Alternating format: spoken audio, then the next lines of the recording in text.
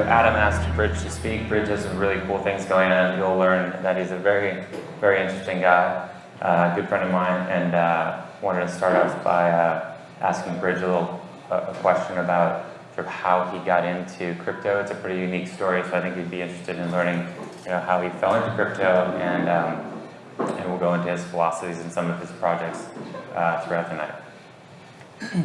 Thank you, Michael. It's nice to see everyone here. On short notice, as Adam said, this was an extremely quick turnaround. It's a lot of excitement for me. I'm typically an introvert, so this is a little bit outside my comfort zone, but I'm super excited to tell you guys about some of the projects that I feel very grateful to be involved in. I suppose I'll start with one of my favorite things about crypto, and I've been in Bitcoin technically since 2014. I didn't know anything about it. As somebody who had a background in finance, I was shocked at how little I understood about money, and it really took me 3 years to get it. And during that time, I met a lot of people and went to conferences, and I began to see a common thread of all the different people that I met. And it was, there's no university that you go to, there's no degree that you get in crypto, there's no career path, there's nothing your parents told you when you were kids. It's this common thread, as I was meeting people from all different backgrounds. And what I saw was just curiosity and openness. And at the core of it is sort of this philosophy of decentralization, which I think just touches the human in this really profound way. And so my own story may not make sense. In fact, you might be looking at the two logos that are in my Eventbrite and trying to understand how they're connected. So I wanted to share my intent for this talk.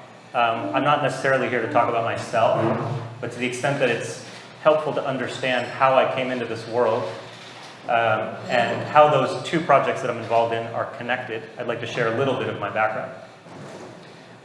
One thing I'll say per Michael's comment about being an interesting person is that I'm only ever as interesting as I am interested.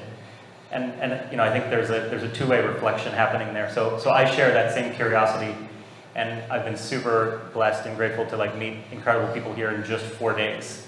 And so a little bit of background on myself. I grew up near New York City with Wall Street dreams in the 80s.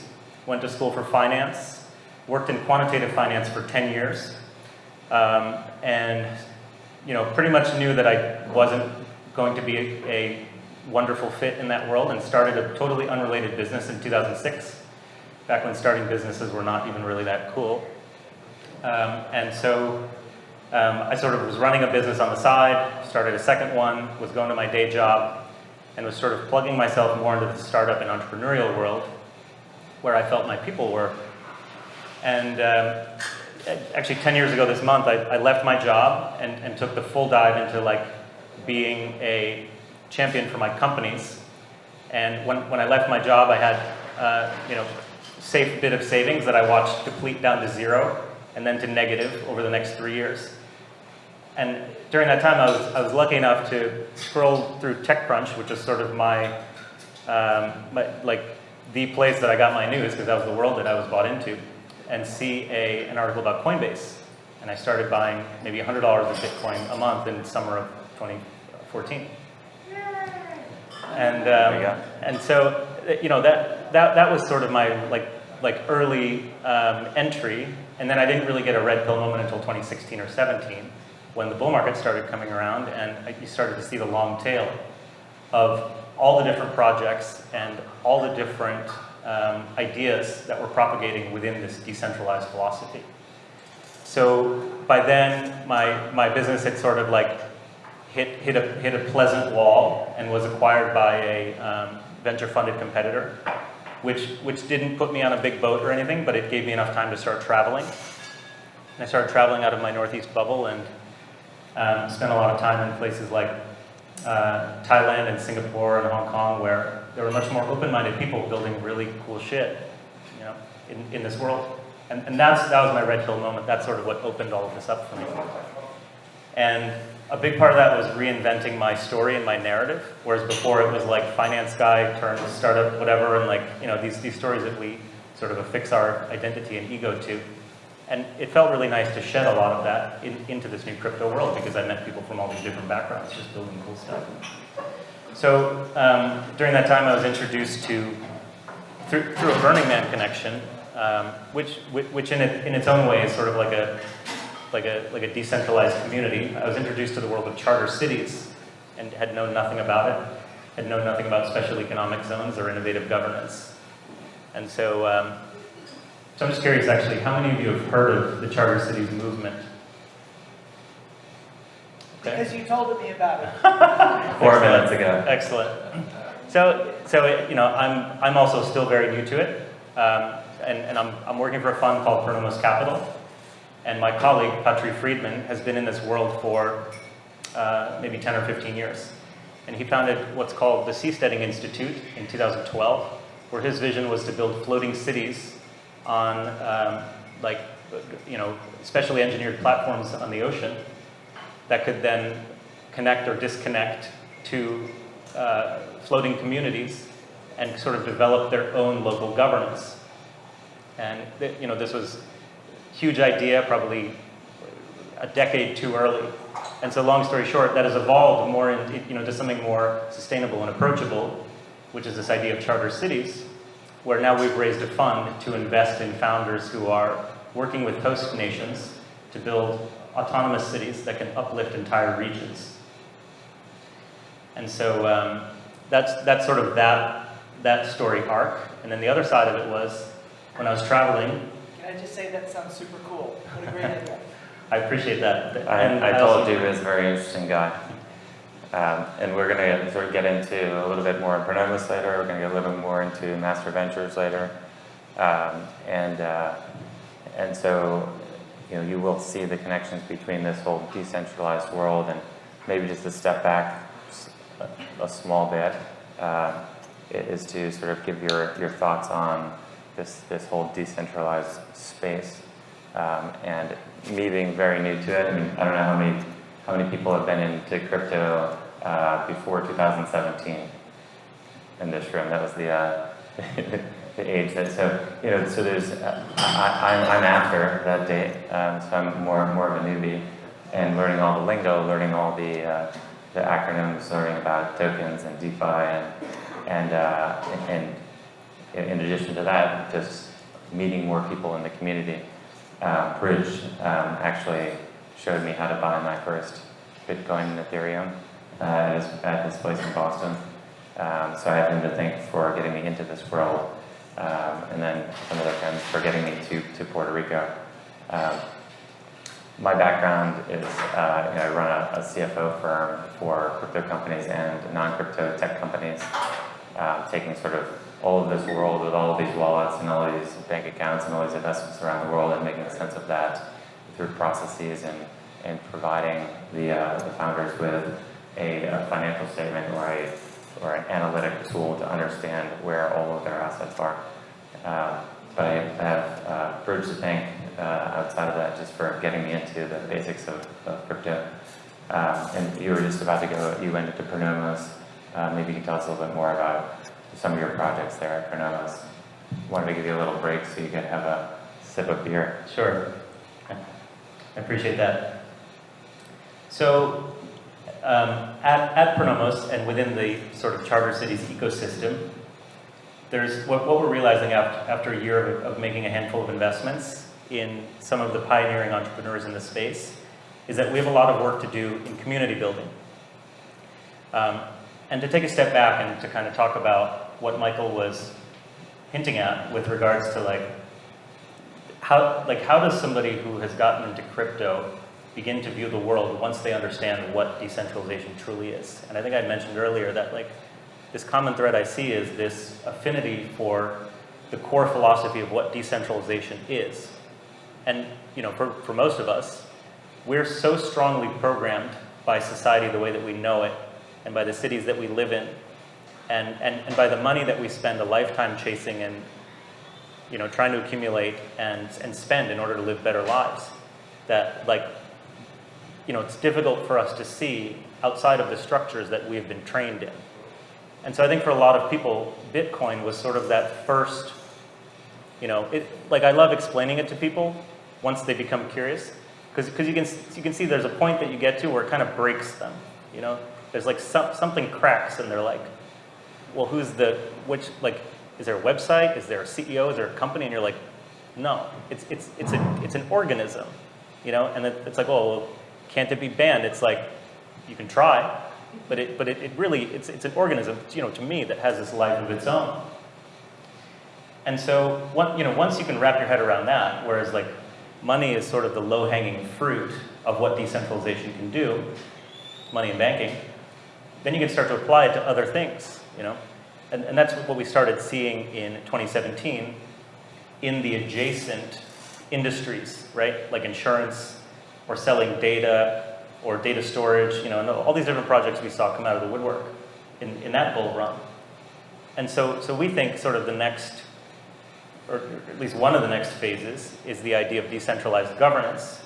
And there's some examples you can point to in the world, like I think I mentioned Dubai earlier, where 20 years ago, it was this area of desert, and there's a photo on the internet somewhere of like 1996 versus 2016, where the city just rose out of the sand.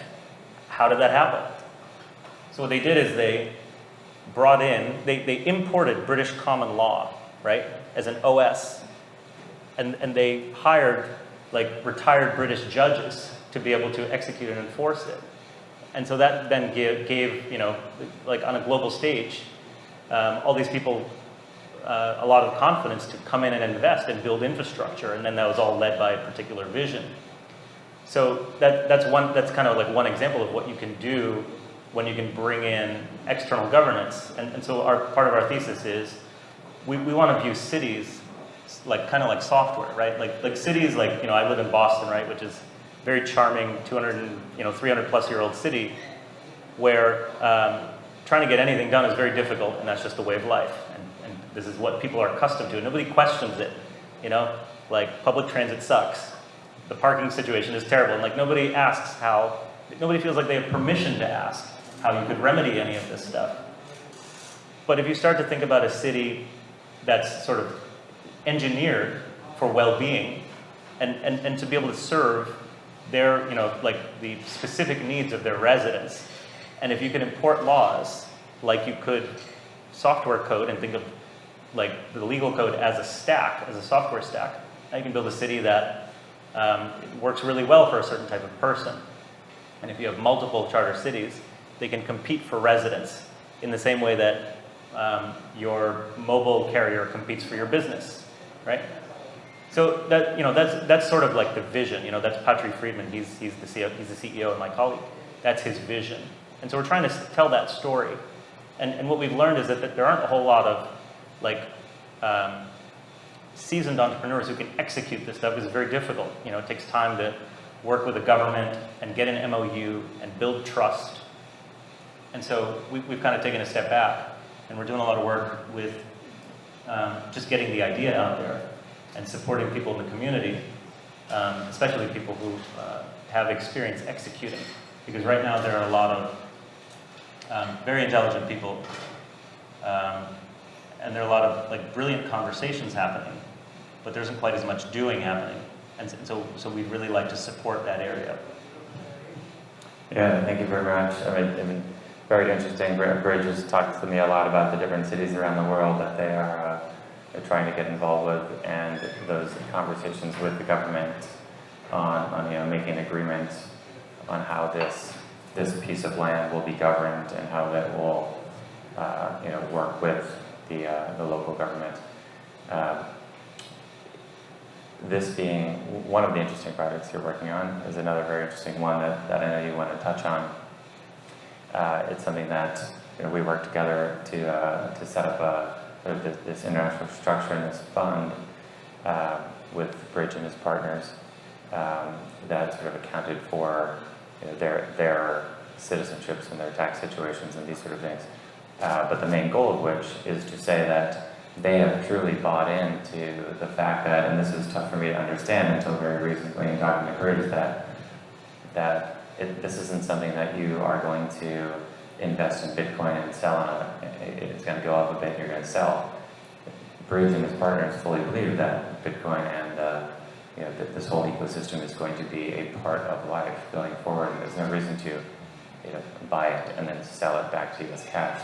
They're all staying into cryptocurrency, which was, as you were saying, the world that we grew up in was you buy a stock and then you sell a stock because you need US dollars. And so the fund that Bridge is creating, it has crypto in and is buying other crypto assets. There's no intention to return to US dollars ever. And so want to tell the audience a little bit more about Master Ventures. Sure. So I'm sure that some of you may have heard of Master Ventures. I met at least one person who had. And so last year I was traveling before COVID, and I was hanging out in Thailand. And when COVID hit, I decided to stay. And so I ended up spending 10 months there. And that's how I was introduced to Kyle Chazé. He's the CEO of Master Ventures. It's a startup, a sort of crypto startup accelerator based in Koh Phangan, Thailand. It's this island in the Gulf of Thailand.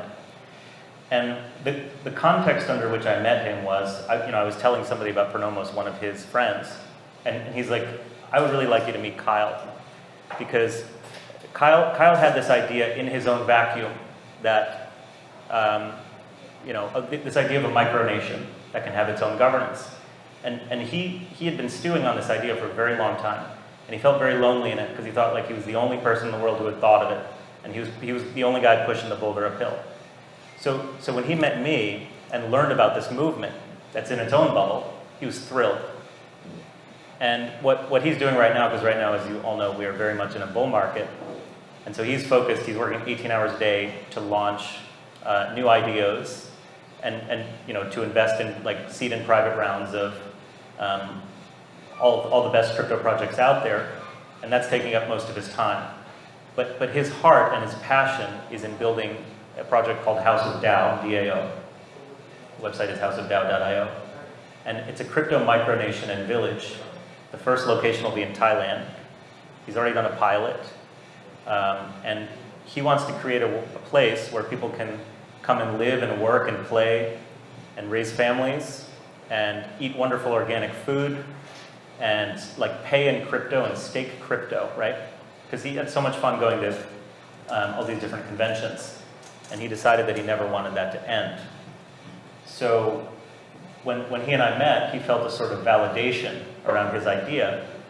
And our conversation continued, and then 4 or 5 months ago, I'd asked him if he needed help with anything because for us at Pronomos, we're working at a certain pace, and I happen to have a little bit of free time, and I just wanted to support Kyle. And so he mentioned that they are raising a fund to invest in the Polkadot ecosystem. And since I have some experience setting up a fund, I sort of volunteered to help him set up that structure. And sort of the punchline is that he's starting the fund because he's the type who never wants to have to ask somebody for venture money to like fulfill his dreams. So in exchange for including me in the fund, he sort of like asked me to give a verbal agreement that I would then afterwards help him support House of DAO, which clearly I'm very interested in doing, given my involvement in the charter cities ecosystem. So that's just to stitch together how these two projects are involved and how they're related to me. And I'm, by the way, I'm a generalist. I don't like to be really good at anything. It's just the way I'm built, and I like to be okay or above average at many things. So there's way smarter people at me at Master Ventures and at Pronomos who can tell you way more about charter cities and the Polkadot ecosystem. But that's sort of my connection, and that's the place I'm in. And what I enjoy doing is traveling and meeting people and helping to tell the story and helping to connect the right people, plug the right people into these projects so that they can succeed. Yeah, very cool. And how many people have heard of the Polkadot ecosystem? Okay, very good. I of course learned about it from Bridge, like I learned about most of my digital asset knowledge. I'm interested in, there are some people here that are not in crypto at all, that I know. I won't ask you to raise your hands, and some that are newer to crypto. So, given your long-term view, of crypto and digital assets, maybe you could shed some advice to some of the newer folks on sort of how your investment philosophy outside of Pernomos and Master Ventures. Yeah, so I think you touched on it with this idea that, maybe in 2014 or 2018, there was much more volatility in the market. Projects were not proven. I'm sure many of us wished we had gotten in 2011 or 12. Yeah. And when I sort of ran that simulation in my own life, I would have been out in 2013 or 14. So for me, this is the perfect time, because this is a great time where like you're just on like somewhere between the early adopter and early majority part of the curve, where it's like it's gaining momentum that nobody can doubt, and it's like becoming its own thing. It's like becoming its own force. And you don't want to be too early and you don't want to be too late, but for me this is like the perfect time to be able to like not just invest but get involved, like have an emotional commitment to understand what this movement is, right, and what it means. I just turned 40 this year, which means that during the internet boom I was just a little bit too young to understand how it mattered, other than that I could download my video games faster, right? And so I was super bummed, because by the time I graduated college, like the market had eaten shit and all the jobs are gone, and I really felt like I'd missed that wave.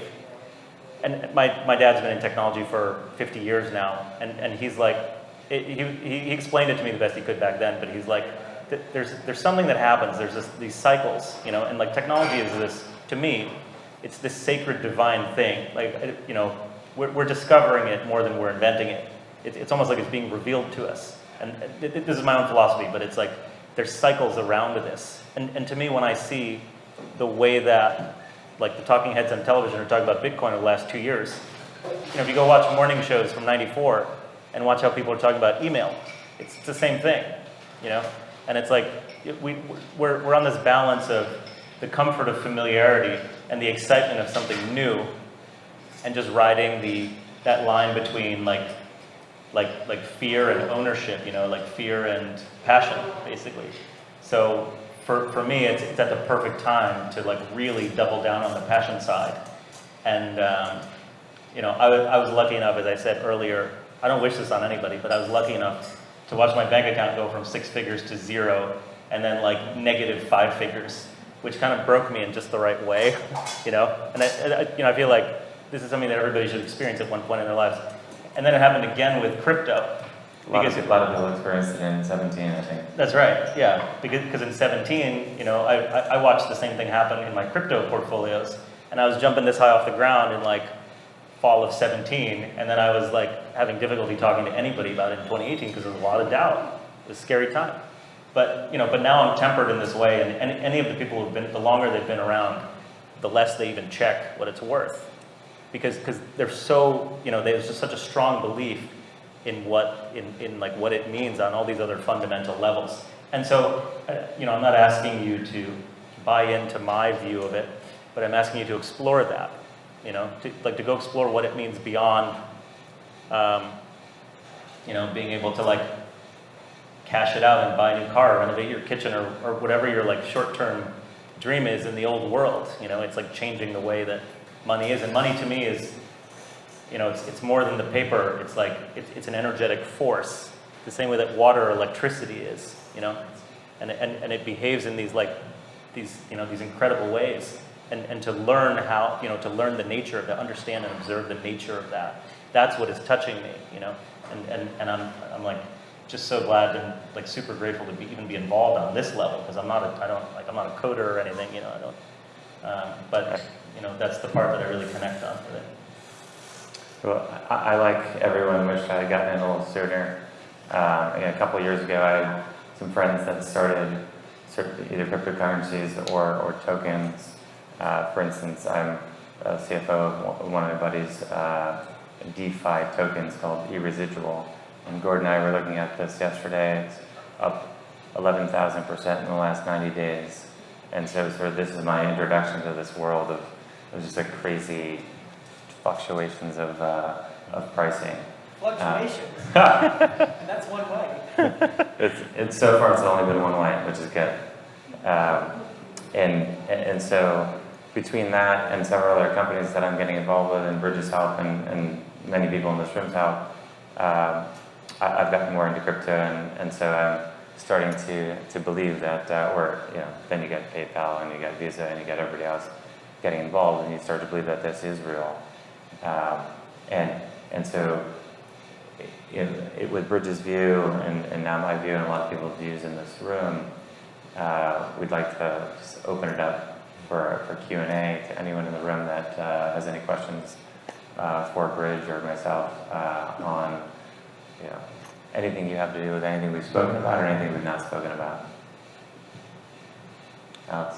So, should I do it in the microphone for the recording? Yes. So in 1776, the Declaration of Independence declared separation of church and state. And I was thinking that we need to have, as Hayek asked for, separation of money and state. That money should be separate from the government that can just go in and make it worthless. Because that's the history of fiat currency, is going to zero over time. What are the other things that you need to separate out to be left? So what things are the role of government, and which are the role of DAOs or corporations or nonprofits? Where is that line? What's the irreducible chunk of government that government needs to take care of and have elections for, versus things that can be done that can be basically outsourced? Sure, thank you. Yeah, that's one that keeps a lot of people up at night, I'm sure. I think what I would say is that anybody you ask is going to have their opinion, and to me, the real answer is, I suppose the next question is, how do we reflect the will of the collective answer to that question, right? That to me is more important. And I think what's happening right now is because you can debate where that line should be, and it's going to be different for myself when I'm 15 versus when I'm 40 versus when I'm 65 versus when I'm 80, right? It's going to be different for me if I'm, if I were a woman, or if I had 3 kids, which I don't, or if I had a disability, or So I think that it's, or if I had a corporation, right? It's so I think what it is really, I can't say I'm minuscule, I'm nothing, right? It's not, I would just have an opinion around it. But what I would say is that we need to have awareness and agency over the control mechanisms that are determining whose voices are heard, right?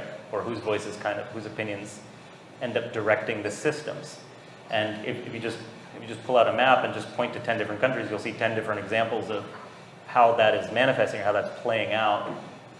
This is a question that comes up for charter cities, right? Because every time what I've just told you is the dream, right? It's the vision of you can have the city be any way that you'd like it to be, but of course everyone here would want, or many of us, although we're probably quite similar, would want to live in different types of cities. So then, how do you determine whose will is registered? And so I think it's for me personally, it's building consciousness and education in people, and how important that is, especially in these last 2 election cycles in the U.S. I've met a lot of people who are just checked out. They're nah, because they're, and for me, I felt a lot of that pain too, of feeling like I wasn't being heard. But I was lucky. When I was 15, a friend of mine really imparted on me the sacredness of voting. He's like, dude, that's all you've got, And at that time, I was of this mindset of oh, it's just one vote, it doesn't matter. I was 15. My mind was elsewhere, But he really imparted that on me, and now I understand that. It's I vote so I don't have to complain, right?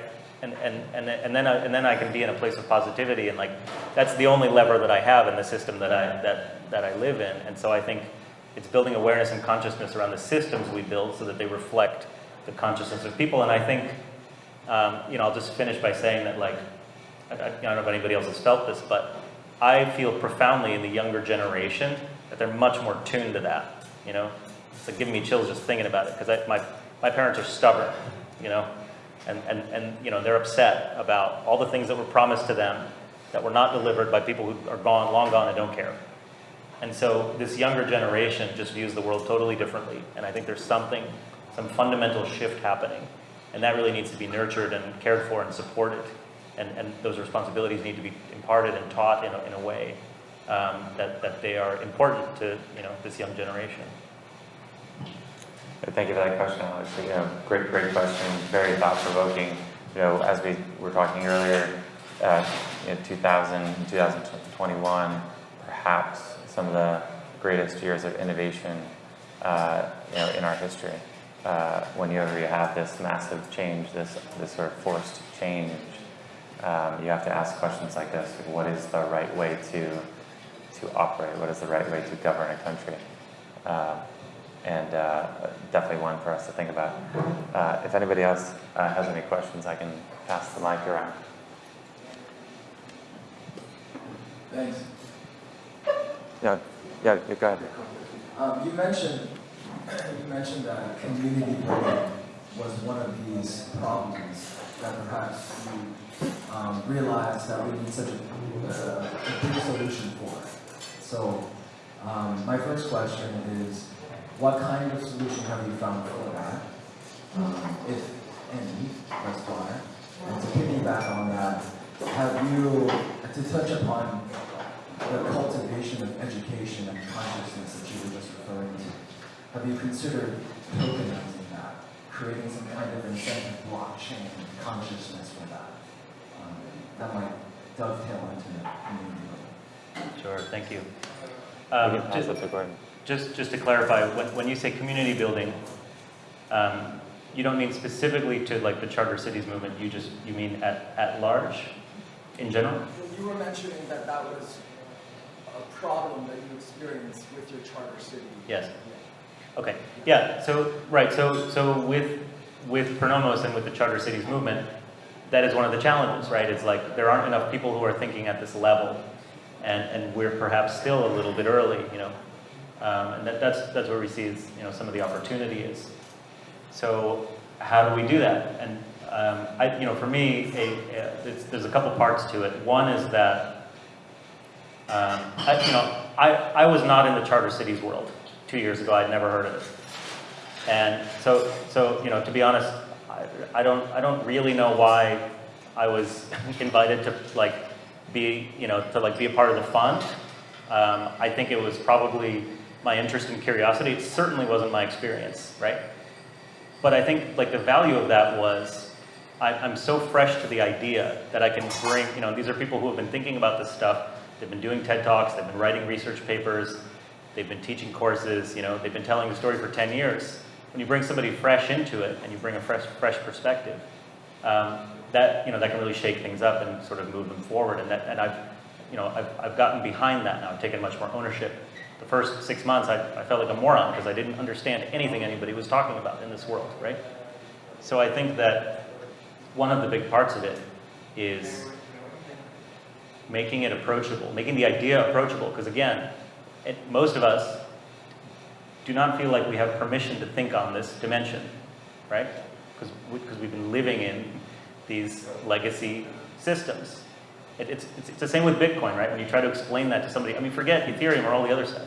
If you just try to explain that Bitcoin is a decentralized bank that lets you pay effortlessly around the world with little friction, it's like people have, you know, it's taken me like months to get some of my really intelligent friends up to speed on. And when you feel intimidated by such a big idea, people tend to shut down. I think it's the same thing's happening with charter cities. So what I've been trying to do is meet people and just like really approach it openly and with humility and vulnerability and try to give them examples of how it could affect their lives and ask them gentle but provoking questions about the things in their lives that they should be questioning, right? Like traffic jams or high rents or whatever it is, right? All these things that we struggle with.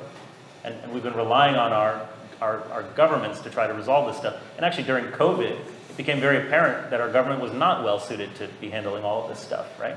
So that clicked for a lot of people. So that's one part of it, is like really inviting the community in, giving them permission to think big, and like being gentle with the on-ramp, the time that it takes them to acclimate to the idea. It's a big idea. I think the other one, and for me specifically, is that I've been meeting a lot of, so we're not getting a ton of deal flow, like at the bullseye of our thesis, obviously, because there just aren't that many people building at fully autonomous city level. What we are seeing is a lot of people building communities, right? So like intentional high consciousness communities that perhaps are not fully autonomous, but are like zero net impact, you know, they're focused on health and wellness, they're focused on community, all these things that are inherent to human thriving. That's encoded in our DNA because, you know, before this like rugged independent, you know, this sort of rugged independent mindset of the last 100 years, we're all living in tribes, you know, it takes a village to raise a child, you know. It's like my ancestors come from very close-knit communities, you know, close-knit agrarian communities, the deep connection to the land and food. And that's all a part of health, you know, not just physical health, but emotional, spiritual health. So I've been seeing a lot of these communities, and I think initially the charter cities movement was sort of sidelining them and saying they're not thinking big enough. What I started to realize is like, these are the seeds, you know, like these people who are building these communities, they're one step above, like, you know, because it takes a lot of courage to even, or audacity to build a community. It's hard, you know.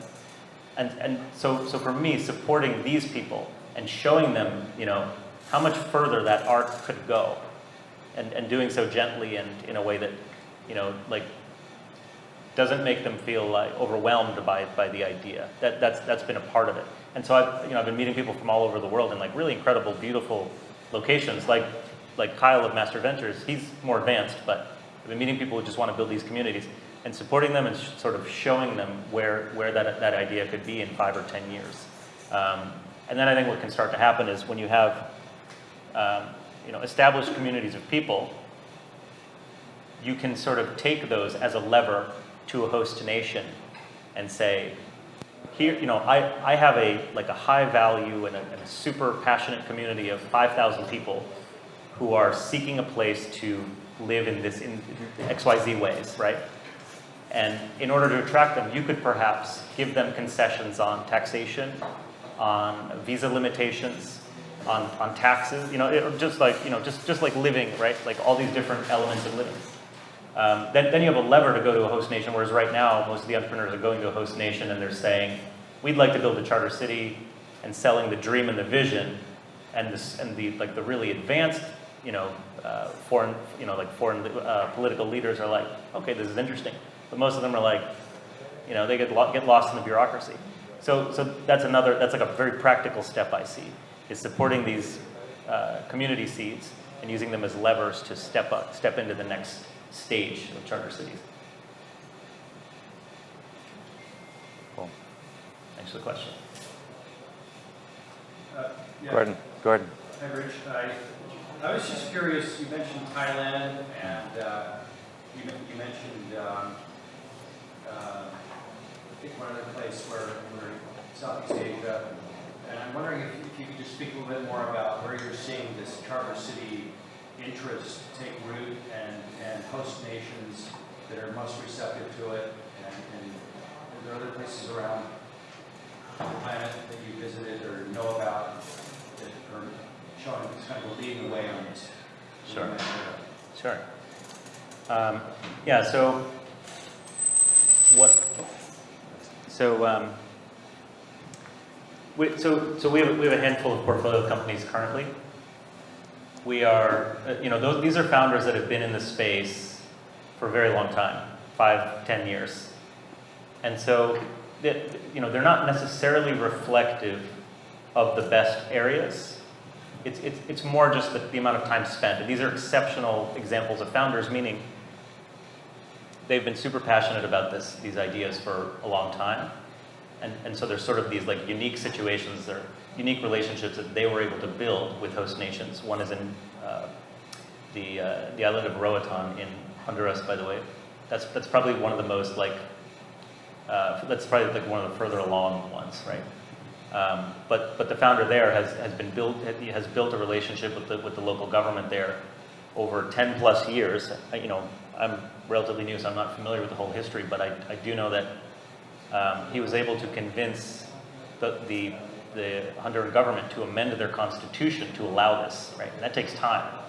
And it takes a lot of time when you're the first person doing it. And then I can just say anecdotally that we have a lot of interest in Africa. We've got some interest in Asia, like different projects. I'm being careful not to speak too freely about a bunch of them because for various reasons, the founders are very sensitive about what they're working on, as it takes a long time to build these relationships. But if you just kind of think of the value proposition, which is you can go into like an under sort of utilized or underserved area where land is relatively inexpensive, and if you can establish confidence with a host nation and bring in a lot of foreign investment, then you can uplift that entire region, and actually one of our avenues for realizing exit value is through the real estate and the taxes. So it kind of sits between like a venture and a real estate model. But as you can imagine, like there are plenty of places in South America and Brazil, in Africa and Asia that kind of fit that bill, and it's really just about building those relationships with the host nations. And we also think once you get one or two of them out there, then like sort of like the game theory comes into play, or the example comes into play, right? Where there's an example on full display of its success. It's kind of like with cannabis legalization, right? Like the first couple probably took a really long time because we were fighting, like the entire social culture of the war on drugs. But now it's like a complete 180, and it's a race to try to figure out how to monetize it and make it beneficial, on all these different dimensions. So yeah, I guess in short, like the examples we have currently are not necessarily representative of all the opportunities. But once we get one or two going, which we expect in like months or years, that we'll really start to see the whole movement pick up momentum. Yeah, and when you say that, we see a lot of similarities where everyone says that cannabis will never be legalized, or they didn't believe in crypto, and everybody's getting in, and you're starting to see some waves for charter cities, and eventually that will get to that tipping point. And we've seen it a lot, and you see the picture of Times Square in 1910 with 90% horses and 10% cars, and you see it in 1913 with 100% cars. And no one believes that these things are going to happen until they get to that sort of tipping point where their friends are into it, or someone that they believe and trust is into it. And we definitely see that in the crypto world. And we're in this world, me sort of newer than some of you, but we're still only maybe 5-10% of the population of the world. So there's a long world to go, which is great for people that are in it already. But yeah, really good question. Thank you for that question, Gordon. Thanks, Gordon. Pass the mic back here. You can keep the mic in. So I think the idea of having these cities is amazing. I never thought you could use DeFi and like decentralized government. I couldn't agree more, and I feel like there is a spiritual / conscious awakening, particularly with the youth, which is very exciting for me as well. My question though is, with this idea, I see the incentives of having, these cities for these whole cities as far as taxations and things like that. But then wouldn't these charter cities have to abide by their law? And if that's the case, wouldn't that kind of like defeat the purpose? So that's my question, and we'll give the example of masks. If that whole city requires everybody to wear masks, and all of a sudden, we build these charter cities that are not really feeling the mask, then isn't there like a conflict of interest? So that's kind of my question.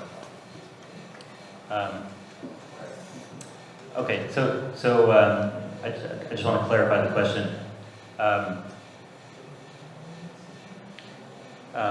What I thought you were asking was, does a charter, like, to what extent does a charter city have to adhere to its host nation's laws? Exactly. Right? Okay.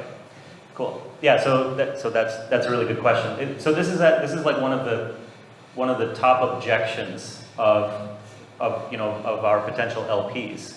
Because if they're investing in a charter city, the last thing they want is, in the worst case, for a host nation to sort of pull the rug out from under a charter city, and then you're going to lose your whole investment, or worse.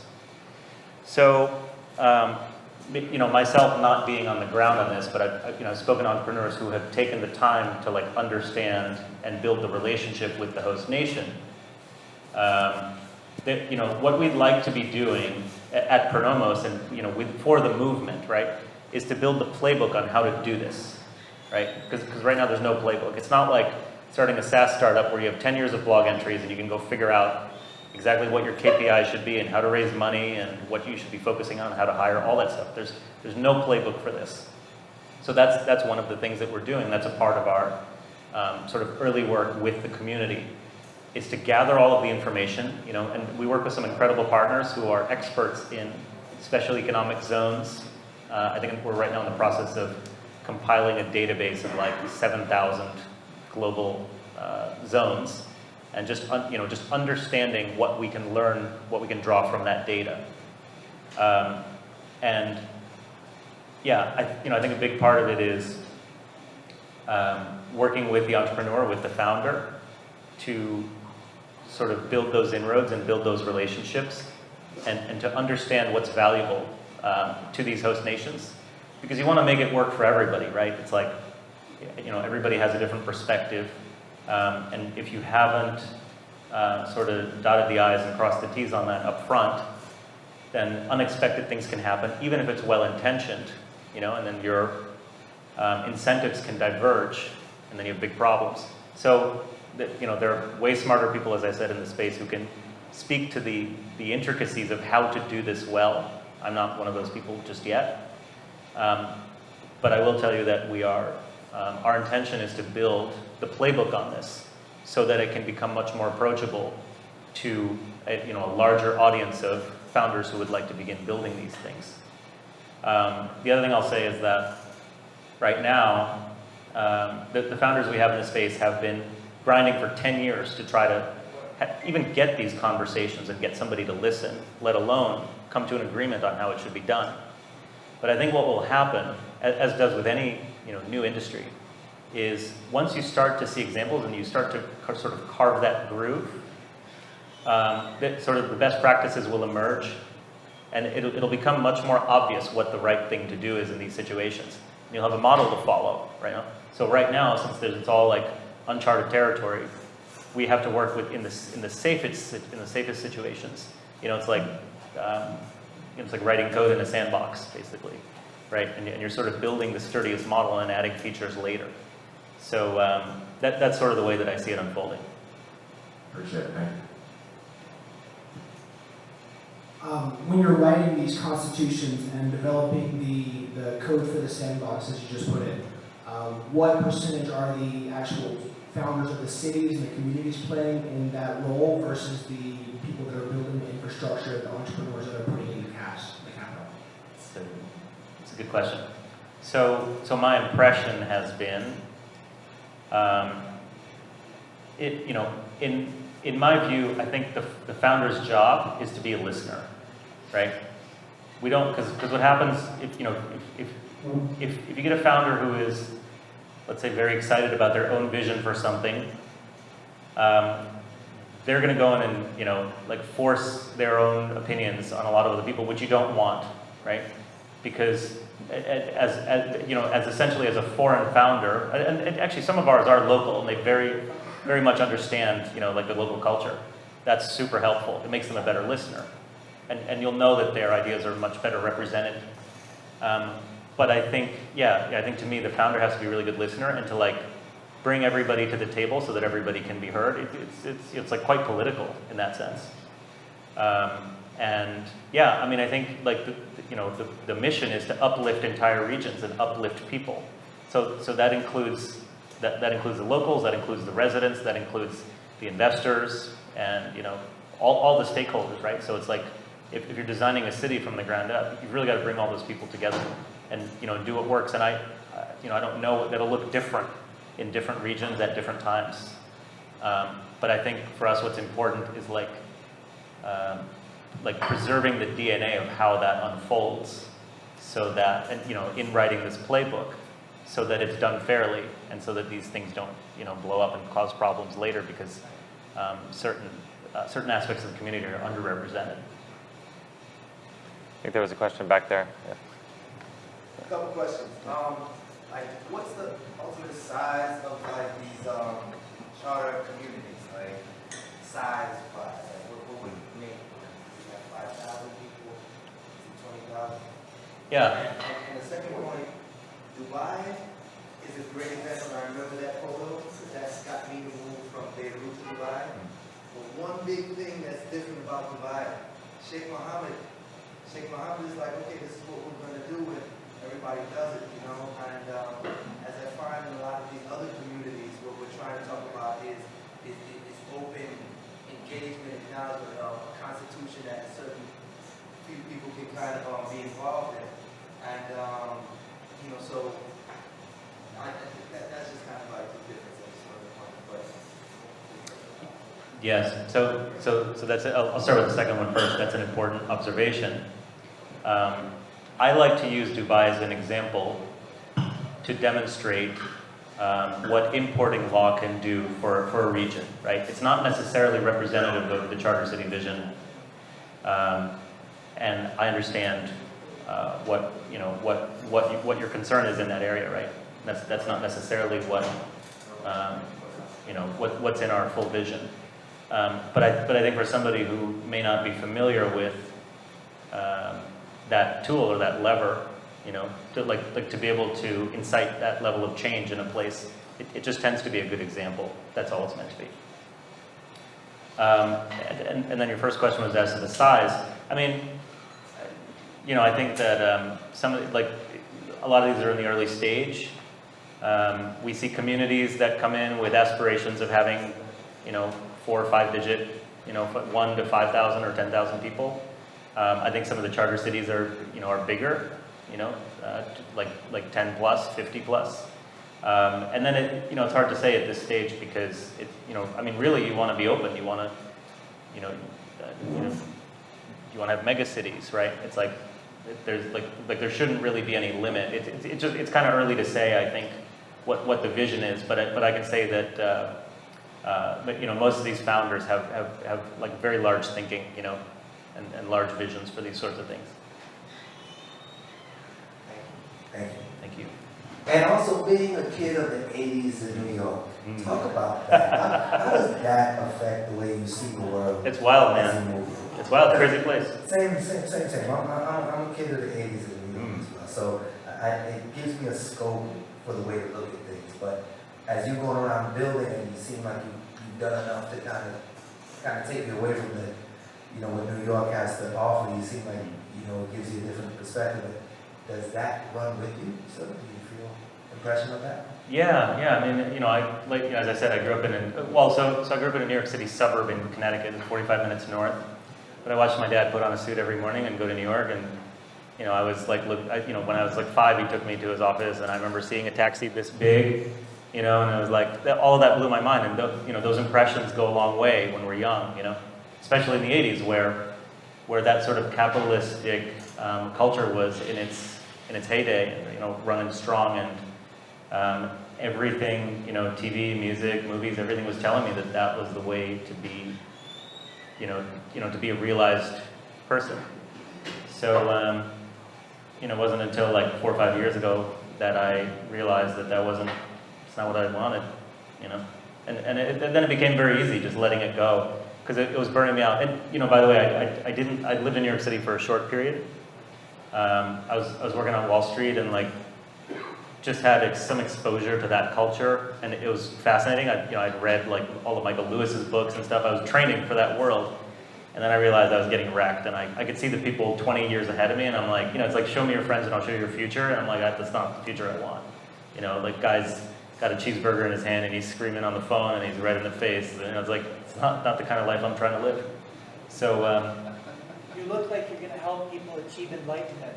Yeah, but I can say that's kind of that's something that I'm seeking is truth. I have a tremendous respect, and nothing interests me more than this concept of the truth. That's why I love blockchain, because I think it's, and that's why I love decentralization, because it's a very practical philosophy that really opens up that avenue. Thank you, I appreciate that. If you want to know about Honduras, I have a quick story to tell you. Please. I started to set up a nation called New Utopia with a guy named Lazarus Long. That was, oh, all right. I was just going to say about Honduras, because you said he was the first one to set it up. I was setting up a country called New Utopia. I put hundreds of thousands into it, and we were going to build it on platforms midway between Honduras and Cuba. And the Cubans were ignoring us, but the Hondurans were saying, wow, this looks really interesting. We got the architect who did the Atlantis Hotel in Dubai to do all of our designs. So it looked really amazing. We had a big conference in Las Vegas. We had 1,000 people who wanted to pay to get passports and go and do that. And the Honduras government started shaking us down and saying, hey, you can do this, but you have to pay us. And that's where they got the idea that there were all these crazy, what we would call gringos, who wanted to create new nations, and they, somewhere around the Caribbean and the Gulf of Mexico, and so that's where the whole idea came from. So it actually is something that goes back to the 90s, back to 1993, and you can read about it if you can ever find it on Google or in the Wayback Machine or something. The newsletter was called Tiding, it's Tiding. So you can read all about how we were going to make our new country. And I paid $50,000 for the rights to handle the sewage, the water, and the Federal Reserve. That was my thing. Nice. I figured those are the three things that are worth owning. That's right.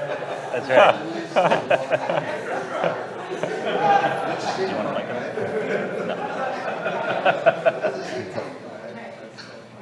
No. That's great. I got another question. Control everything on the way in and control everything on the way out. That's right. So I have a question. With the groups and communities that you come into contact with, are they normally virtual communities that are looking for a physical place, or are they sometimes communities that already have a place? So for example, I'm acquainted with multiple places that they're sovereign nations, whether it's like Native Americans or indigenous people from different areas, or the Maori in New Zealand, that have also been looking at certain types of digital, governance and things like that. So I'm just curious if you've come into contact with any of those groups, or is it mainly just like digital communities looking for a physical spot? Yeah, it's a little bit of both. I'd say like more often than not, it's our founders with a vision, and then working with a host nation and getting the land deals done first, and then finding the right communities. The communities that sort of like the digital communities, as you mentioned, that we do see are, especially, in the wake of COVID, are sort of like the nomadic, I don't need to live in the city and fight traffic and, work anyway, I just work with my laptop type, right?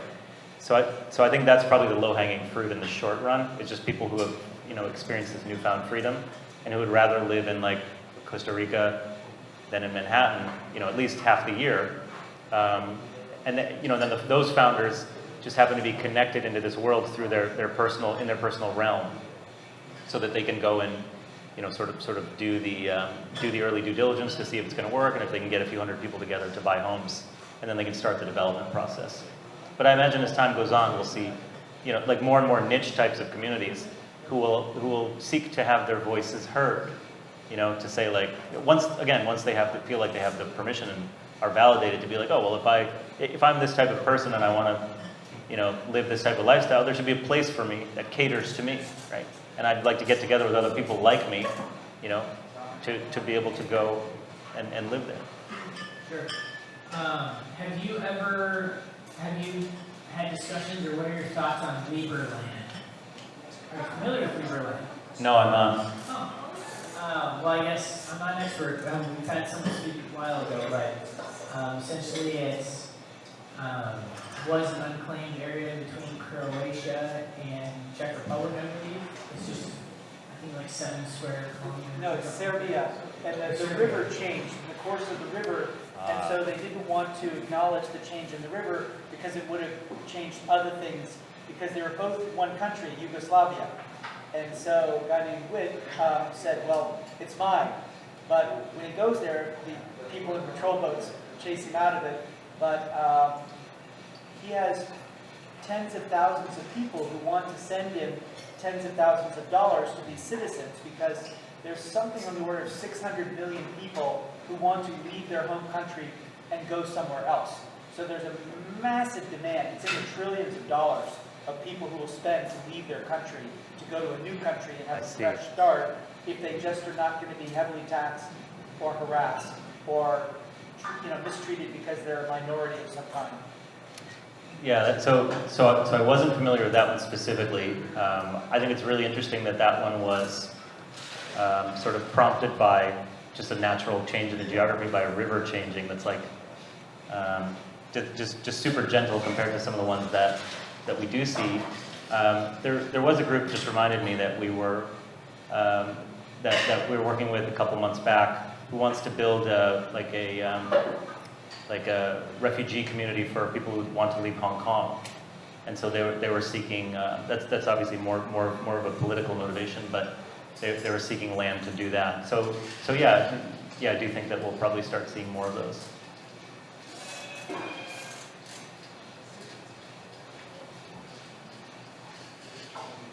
Any other questions? Do you want to take this one? Any other questions from the group? If not, we could get back to a little networking. Here. Well, Wrapping up with you too.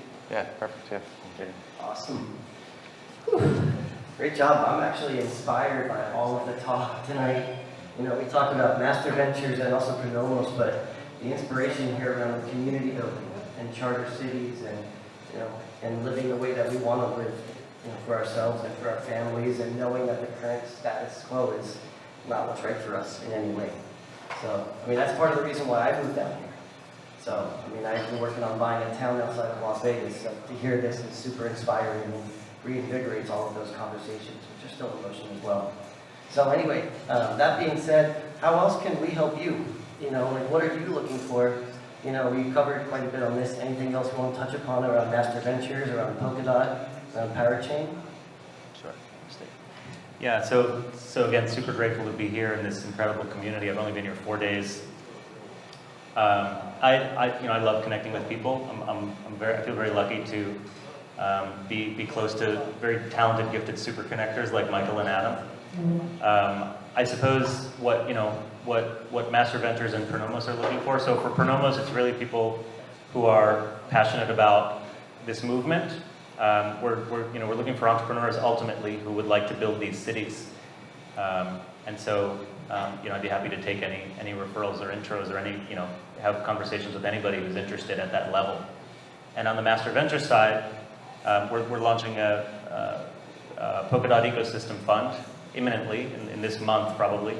And so we have maybe half of it committed, and we're looking for LPs there, and we're also looking for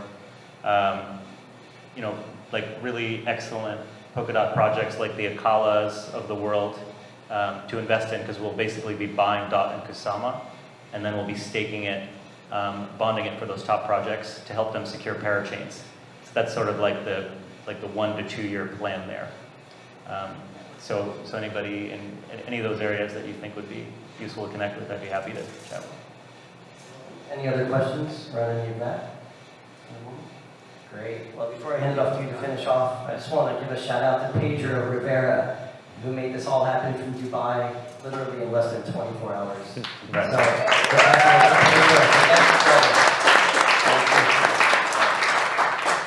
Thank you, Adam, again, for hosting us the other night and for connecting us around here tonight.